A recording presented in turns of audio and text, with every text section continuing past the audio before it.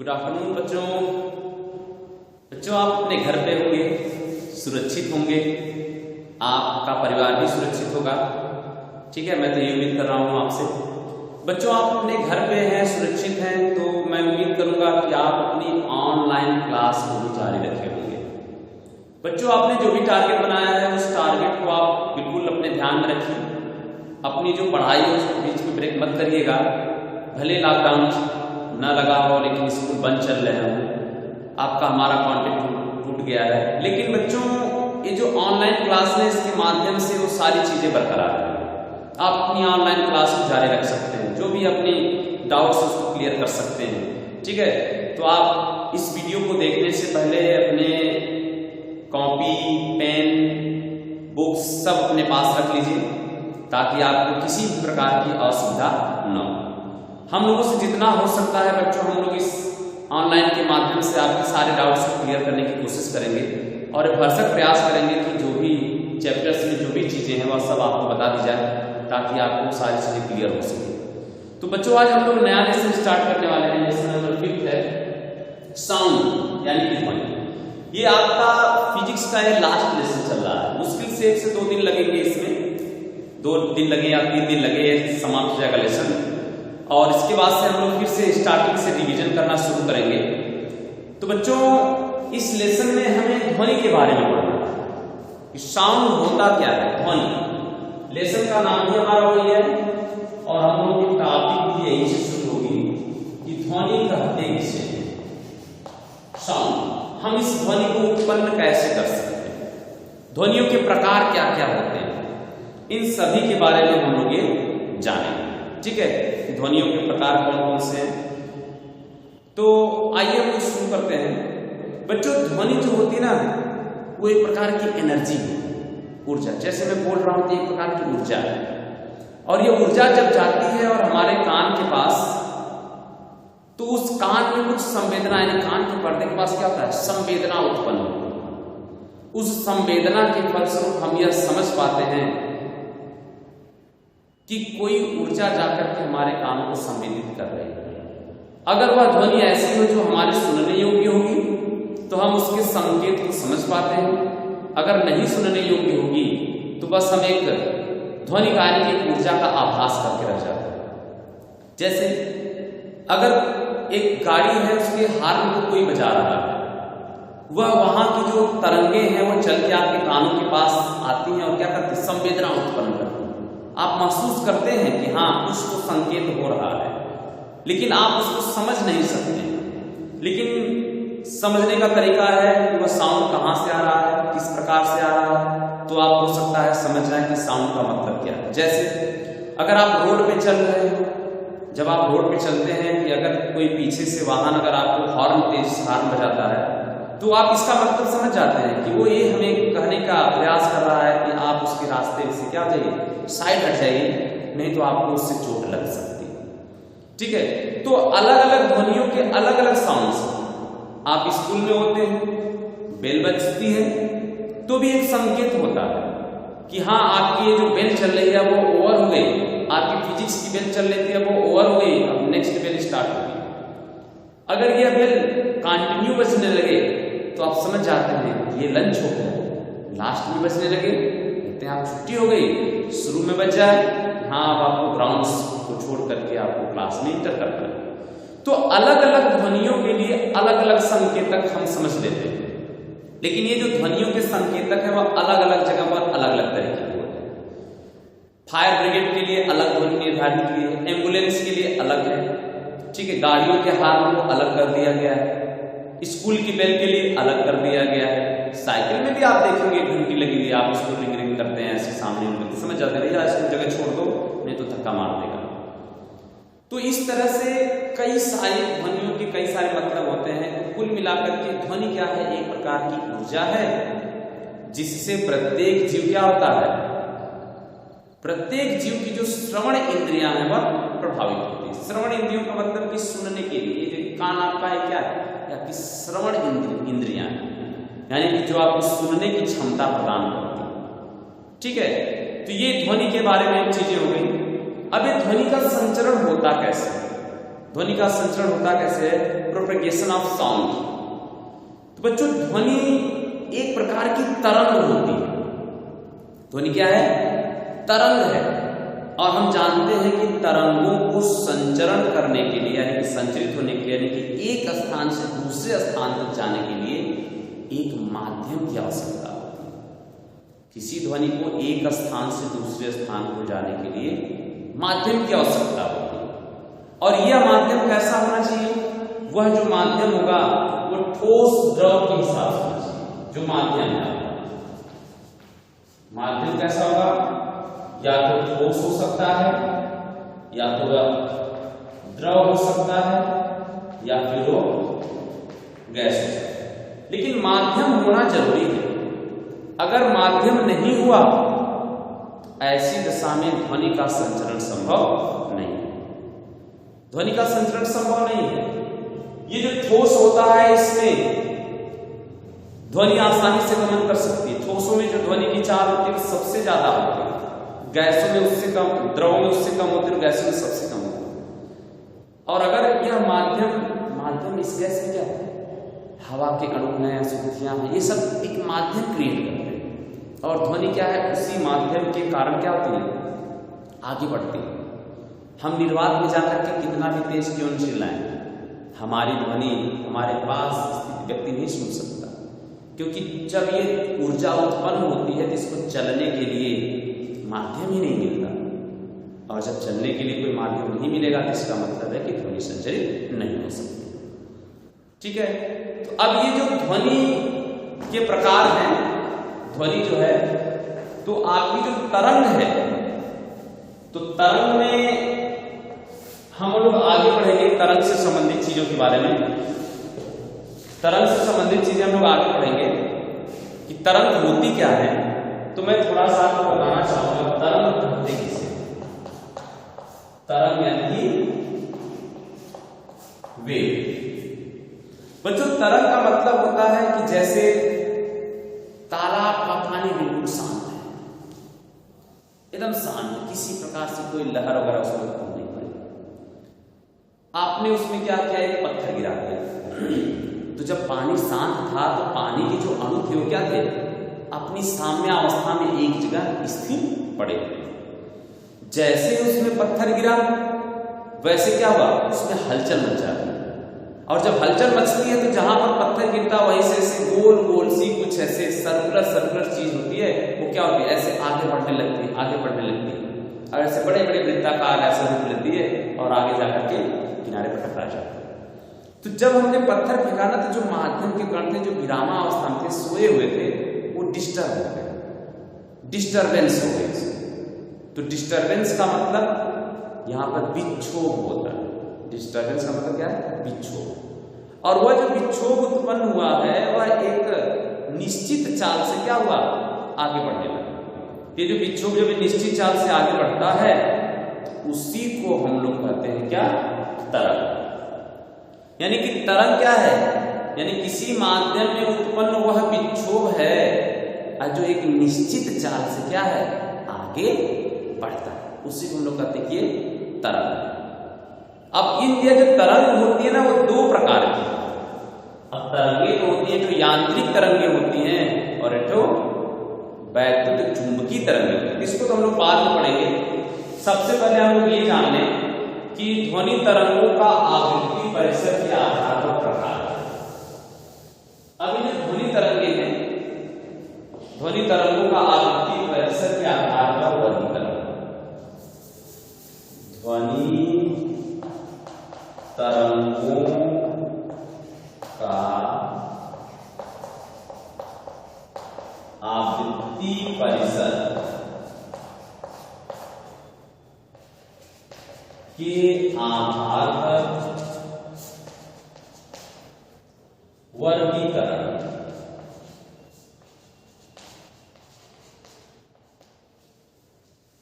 अब ध्वनि तरंगों का उसके आवृत्ति परिसर के आधार पर जो वर्गीकरण है हम लोग तीन प्रकार से करते हैं। पहला है श्रव्य तरंगे, दूसरा अपश्रव्य,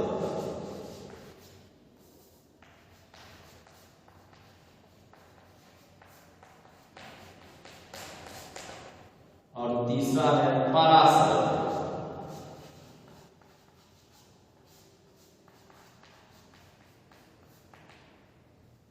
ये तीन प्रकार की तरंगे,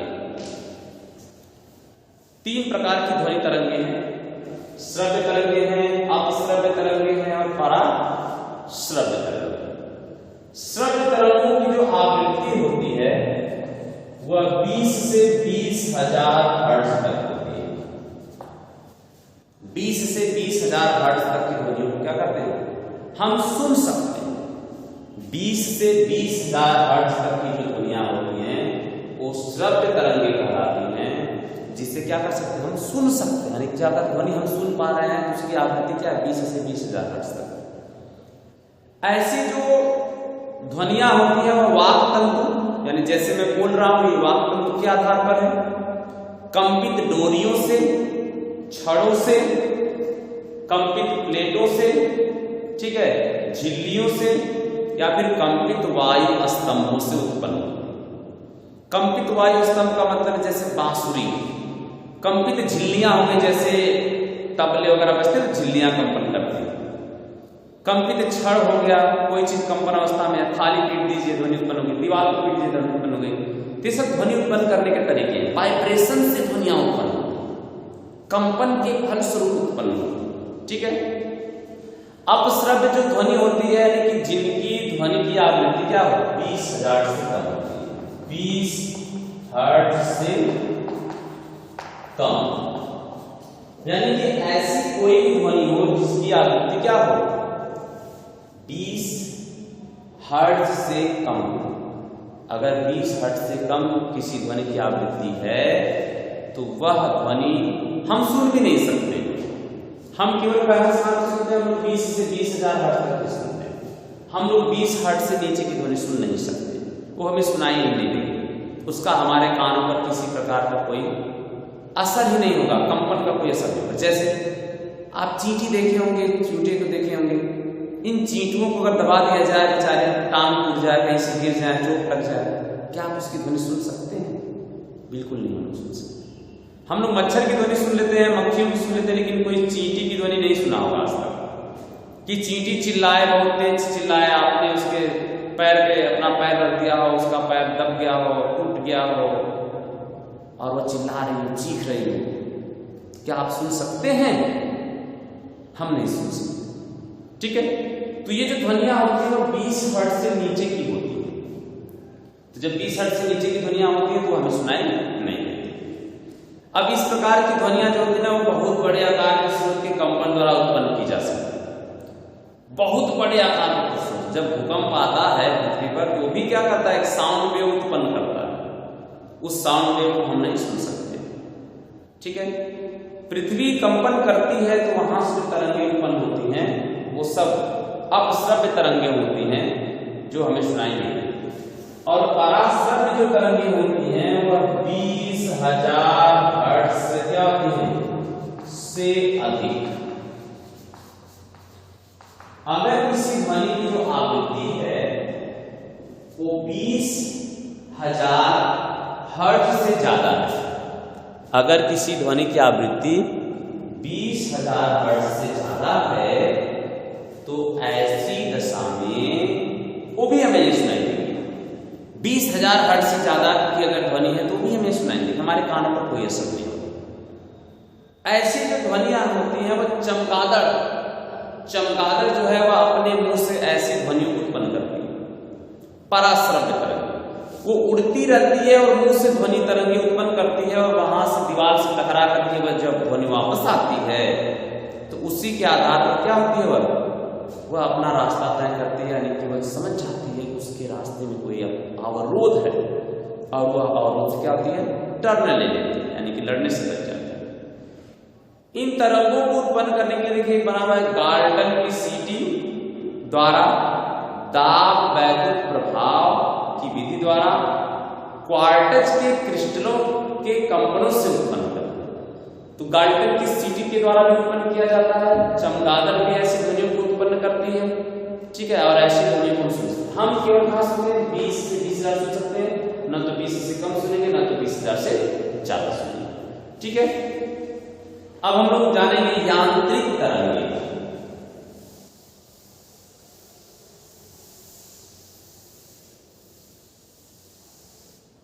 तरंगों के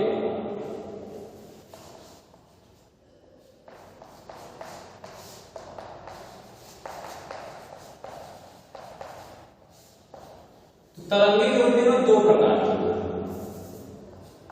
पहला है यांत्रिक तरंगे, दूसरा है विद्युत चुंबकीय तरंगे।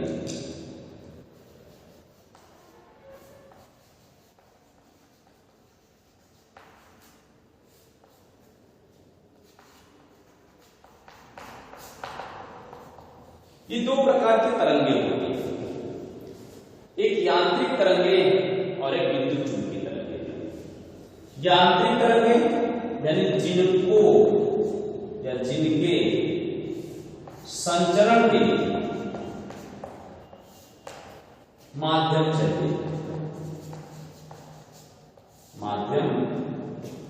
चाहिए, और इसके लिए माध्यम होना आवश्यक नहीं है,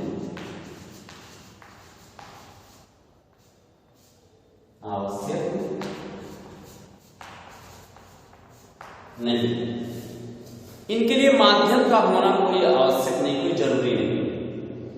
तरंगों के प्रकार में यानी काइंड्स ऑफ वेव है।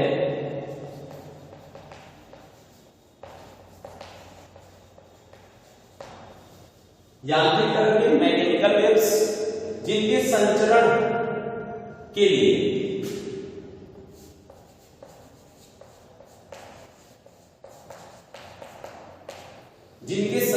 लिए माध्यम चाहिए, यानी माध्यम होना आवश्यक है। और दूसरा है कि माध्यम होना आवश्यक नहीं। ठीक है, यही इनकी डिफिनीशन से दी। यानी कि यांत्रिक तरंगों का मतलब है कि वे तरंगे जिनके संचरण के लिए माध्यम की आवश्यकता होती है उसे हम यांत्रिक तरंगे कहते हैं, और जिन तरंगों के संचरण के लिए माध्यम की आवश्यकता नहीं होती उन्हें विद्युत चुंबकीय तरंगे कहते हैं। अब जैसे अभी जो यांत्रिक तरंग होती है मैकेनिकल वेव्स, ये दो प्रकार की होती है। पहला है अनुदैर्घ्य तरंगे।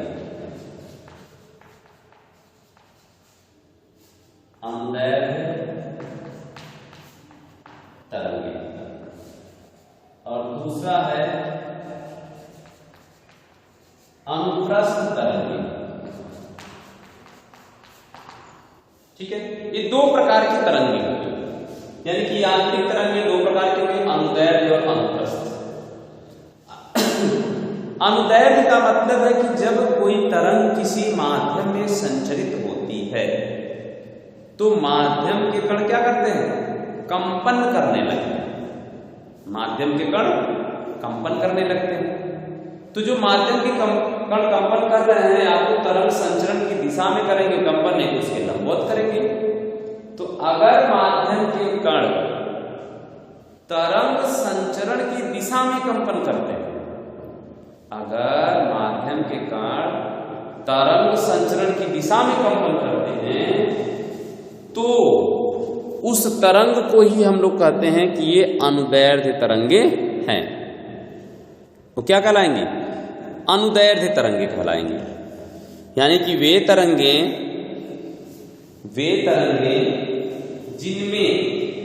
जिनके संचरित होने पर माध्यम के कण तरंग संचरण की दिशा में कंपन करते हैं, उसे ही हम लोग कहते हैं अनुदैर्घ्य तरंगे। ठीक है, अब अनुदैर्घ्य तरंगे उत्पन्न कैसे होती हैं? ये संपीड़न और विरलन के रूप में चलती हैं। संपीड़न और विरलन का मतलब है, देखिए एक स्प्रिंग है, हमने एक स्प्रिंग ले ली, यहां पर एक नॉर्मल स्प्रिंग है। अब हम इसे क्या करेंगे? थोड़ा खींच करके छोड़ देंगे, खींचेंगे छोड़ देंगे।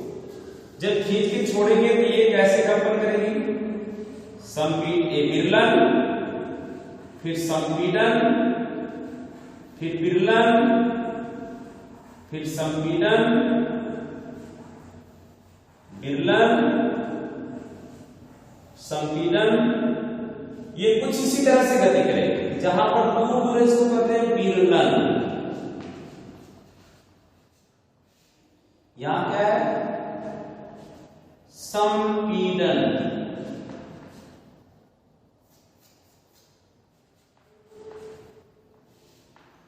फिर यहां विरलन, यहां संपीडन, फिर विरलन, संपीडन। ये इसी तरह से गतिशील होती है। जैसे पानी की सतह, पानी के भीतर जो तरंग उत्पन्न होती है वो अनुदैर्ध्य प्रकृति होती है। पानी के भीतर उत्पन्न तरंगे, ठीक, पानी के भीतर उत्पन्न तरंगे। ध्वनि तरंगे, ये जो ध्वनि तरंगे होती है कैसे होती है? ध्वनि तरंगे ये अनुदैर्ध्य प्रकृति की होती है। पानी के भीतर उत्पन्न तरंगे, जब भूकंप आता है ना तो नीचे की सतह अनुदैर्ध्य कंपन करती है, ऊपर वाली अनुप्रस्थ होती है, ठीक है। यानी ये संपीडन और विरलन के बीच अनुप्रस्थ तरंगे। अगर तरंग माध्यम में संचरित हो रही है, माध्यम के जो कण होंगे वह तरंग संचरण की दिशा के अगर लंबवत कंपन करते रहे, तो तरंग संचरण की यदि लंबवत कंपन करेंगे तो उस तरंग को हम लोग कहते हैं अनुप्रस्थ तरंग। ये अनुप्रस्थ तरंग जो होती है ना, उस श्रृंग और गर्भ के रूप में चलती है। ये क्या है? श्रृंग कहलाता है, और ये क्या है? गर्भ कहलाता है। फिर ये श्रृंग बना और ये गर्भ बना। ये तरंग संचरण की दिशा हो गई। यानी यदि माध्यम के कण तरंग संचरण की दिशा के अगर लंबवत कंपन करते हैं तो उस तरंग को हम लोग कहते हैं अनुप्रस्थ तरंग। जैसे डोरी में उत्पन्न तरंगे, एक डोरी ले लीजिए, उसको पकड़ कैसे झटका करें, ऐसे ऊपर नीचे, ऐसे ऊपर नीचे गतिशील हो जाएगा। इसी तरह से पानी की सतह पर उत्पन्न तरंगे, पानी की सतह पर भी जो तरंगे उत्पन्न होती है ना, वो भी क्या है? आपकी अनुप्रस्थ। पानी के भीतर अनुदैर्ध्य, पानी की सतह के ऊपर अनुप्रस्थ, ठीक है। तो ये तरंगे हो गई। ध्वनि तरंगे क्या है? अनुदैर्ध्य। ये तो हो गया हम लोग का। प्रकाश तरंगे जो होती है वो भी कैसे होती है? अनुप्रस्थ होती है। उनकी प्रकृति अनुप्रस्थ होती है, लेकिन वो विद्युत चुंबकीय तरंगों की तरह से चलते हैं, ठीक है। तो ये तो हम लोग हो गए यांत्रिक तरंगों के प्रकार, कि यांत्रिक तरंगों के प्रकार कौन कौन से हैं हम लोगों ने जान लिया।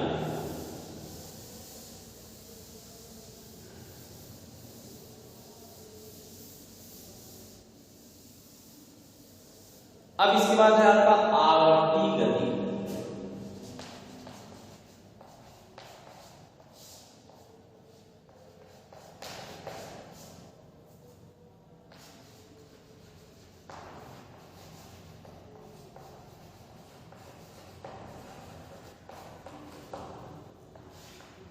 Periodic motion. बच्चों, पीरियोडिक मोशन का मतलब है यानी एक पीरियड के बाद, यानी एक समय अंतराल के बाद जब किसी चीज की गति क्या करे? बार बार एक ही पथ का अनुसरण करे। अगर एक निश्चित समय अंतराल के बाद बार बार अगर एक ही पथ का अनुसरण होना शुरू हो जाए तो उस गति को ही हम लोग कहते हैं कि क्या है? आवर्ती गति। यानी जब कोई वस्तु एक निश्चित समय अंतराल के बाद एक निश्चित पथ पर गति करते हुए अपनी स्थिति व गति की दिशा को बार बार दोहराती है तो ऐसी गति को हम लोग कहते हैं सरल आवर्त गति। यानी एक निश्चित समय होगा, और उस निश्चित समय के बाद क्या होगा कि वह अपनी गति को बार बार दोहराएगा, उसी गति यानी उसी पथ का अनुसरण करेगा।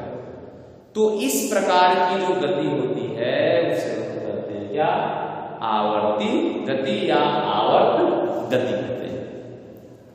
जैसे झूले की गति, घड़ी के सुइयों की गति और सिंपल पेंडुलम ऐसे आप आंखें लटका दीजिए और इसको यहां कर दीजिए, ऐसे यहां चला जाएगा। जब यहां से छूटेगा तो इधर चला जाएगा, ठीक है। ये इसी में गतिशील होता रहेगा, ऐसे इधर गति करता रहेगा, ठीक है। यानी आंसू में इधर जाएगा तो इधर से इधर जाएगा, इधर से इधर आएगा। ये बार बार अपनी गति को क्या करेगा, दोहराता रहेगा, ठीक है। तो बच्चों आप लोग यहां तक क्या करने का अच्छी तरह से प्रिपेयर कर लीजिएगा। इसके पीडीएफ भी आपको मैं उपलब्ध करा दूंगा और उम्मीद कर रहा हूं कि वैसे भी आप क्लास में इन सब चीजों की पीडीएफ आप एकदम लिख चुके होंगे।